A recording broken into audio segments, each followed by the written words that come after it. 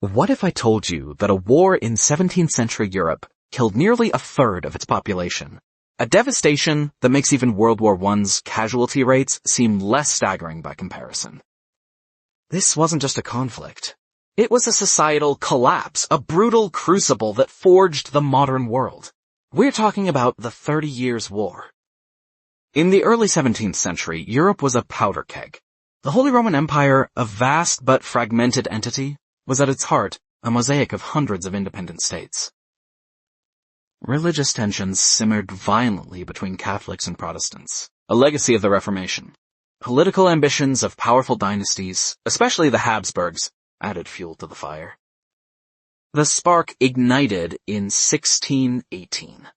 Bohemian Protestant nobles, fed up with Catholic Habsburg rule, threw two imperial representatives out of a window in Prague Castle.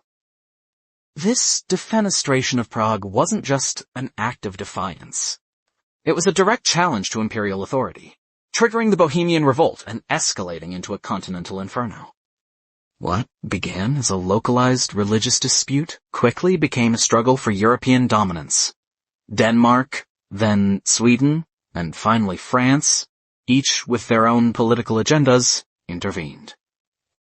Armies swelled with mercenaries, who often plundered and ravaged the countryside regardless of allegiance, making the civilian population the primary victims.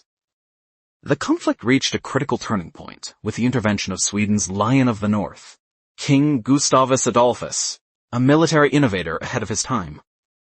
His tactics, utilizing mobile artillery and disciplined combined arms, revolutionized warfare. At the Battle of Breitenfeld in 1631, his forces crushed the Imperial Catholic League. Though Gustavus Adolphus tragically fell in battle the next year, his impact was undeniable. He shifted the balance of power, ensuring the war would continue its devastating course for years. For 3 decades, Europe bled. Entire regions were depopulated, cities razed, and economies shattered. Germany, the primary battleground, suffered the most catastrophic losses. Finally, in 1648, after years of grueling negotiations, the Peace of Westphalia was signed. It wasn't just a treaty, it was a reordering of the European continent.